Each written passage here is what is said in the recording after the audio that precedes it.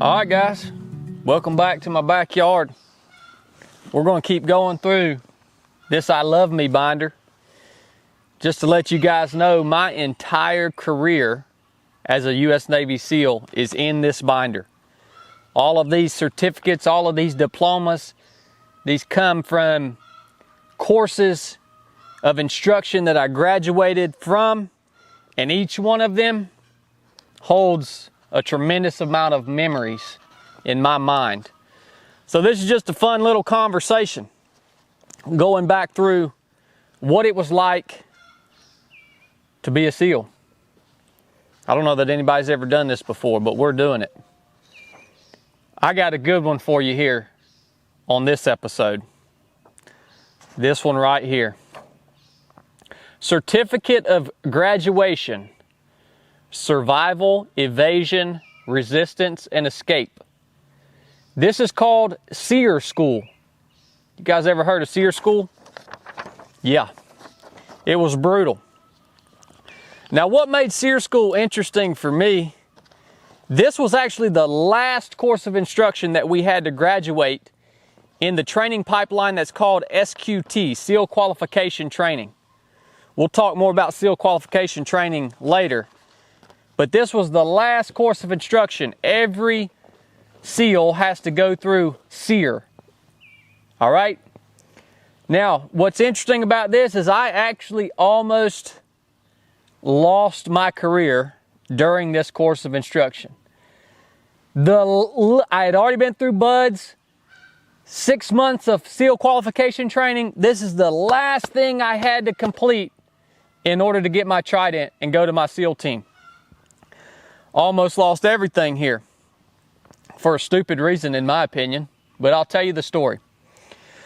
So, in the beginning of SERE, you have to learn how to escape and evade in an urban environment. All right? So, essentially, we were captured and locked up in a city, an urban environment. We escaped. We escaped our captors. And you have to get out into the city and you have to essentially blend in. So what do you think the first thing that you need to do to blend in would be? Get out of your uniform, right? If you escape and you're trying to evade the enemy in an urban environment, you're going to stand out like a sore thumb if you've got your military uniform on. So we were freshly escaped and moving through the streets, and we look over and we see a Chinese restaurant. And this Chinese restaurant, in the back alley, they had left a window open. So we thought, well, that's a grand opportunity there. Let's go in here and see if we can acquire some clothing items.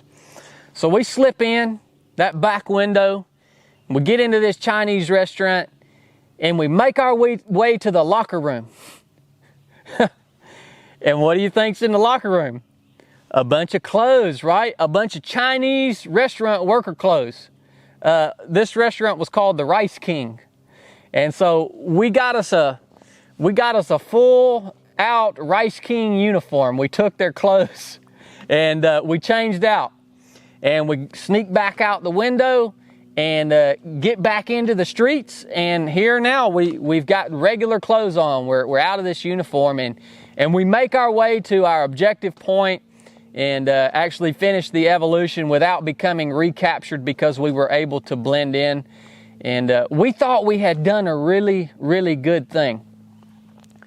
That is until the owners of Rice King called the Naval Special Warfare Training Center the next day and proceeded to tell them that some of their students, us, had broken in and entered their restaurant and stolen clothing items. And so instead of the Advanced Training Command, Naval Special Warfare Training Command, instead of them, the higher-ups, telling the Rice King people to screw off, we were training, they decided to potentially press criminal charges against us as students. And so there was a long spell there where I was in limbo because I had done my job well, but the training command decided to throw me under the bus and not stand up for us as students, doing what we were taught to do. All right? Now to us, we didn't know if that window was left open because it was part of the training scenario or what. We just took advantage of the situation. And so this drug on for probably about 3 weeks, literally drug on to the week before SQT graduation, where they finally, eventually dropped the charges against us for doing what we thought we should do. Almost lost everything. That was a very, very stressful time in my life. If you can only imagine. Here I am, I've had heart surgery, I've made it through all this training. I'm the week before graduating and getting my SEAL trident, and I've got this big thing on my back that might stop me in my tracks. Man, that was a hard time.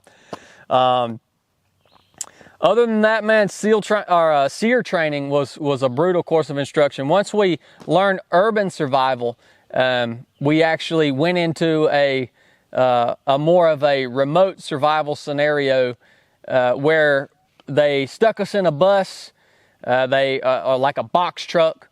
This was the FTX, the final training exercise. They rode us around, got us all disoriented, and we didn't have a clue where we were at. We were stuck in the back of this box truck, blindfolded for hours and hours. Finally, the box truck stops, and the enemy pull us out of the box truck with blindfolds on. They tied our hands together and tied us to a rope that was suspended in the air, and left us there for probably about 12 hours. So you're suspended from this rope, and if your legs get tired and you kind of drop down, it puts all the weight on your arms. So it's very, very uncomfortable position. The whole time they're interrogating us, slapping us around. They eventually move us from there into a building, and that's where the interrogations start. We're probably about 2 days into this thing once we get into the building. Zero food, just maybe a few little sips of water. So we're dehydrated, we're hungry, we're tired, we hadn't slept in 2 days. And they bring you individually into a room and interrogate you and try to get you to give up information. And you have to answer the questions in the right way. You can't give away certain pieces of information. The whole time, this is hands-on, man. They're slapping you in the face. They're beating you around and trying to break you. You finally move from there to an outdoor holding facility where they put you in these small kind of boxes. And the box is not big enough to stand up in, but it's not wide enough to sit down in. So you're kind of stuck in this squatting position, and you're butt naked.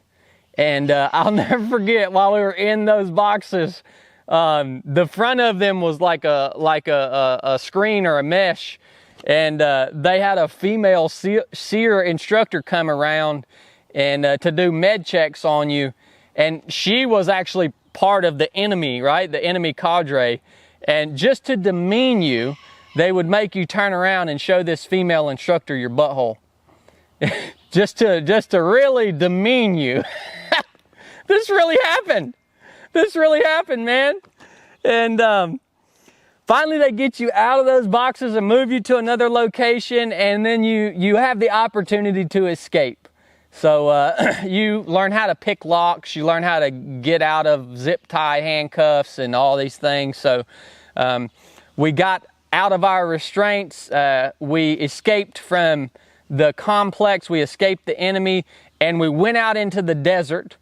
And we happened to grab a single wool blanket. There were 6 of us. We had a single wool blanket. If any of you guys have ever been to boot camp, you know the wool blankets I'm talking about. It's the ones you use in boot camp. And we're out in the desert all night, and we're trying to make movement to an objective that we knew we had to get to in order to escape the enemy.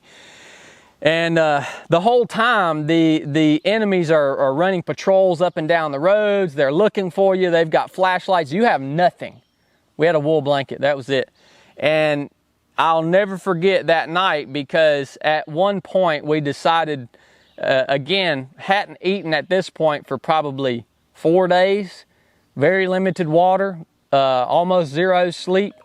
And so we decided that we were going to bed down for a couple hours.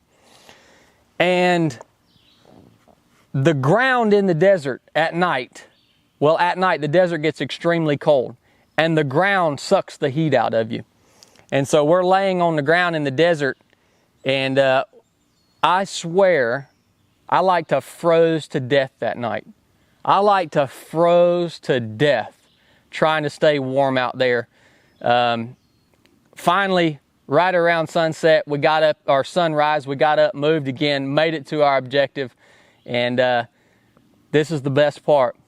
Once we finally made it out, training was over, the exercise was done, they brought a truckload of these big, fat, greasy, nasty burritos.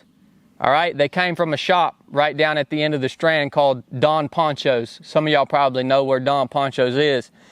They brought us all these burritos, and of course we hadn't ate for 4 or 5 days, so what do? We grab the burritos and we crush them. And I'm gonna tell you right now, if you haven't eaten in 4 or 5 days, don't go and crush a Don Poncho's burrito, because you will get the terriblest stomach ache and explosive diarrhea that you have ever had in your life.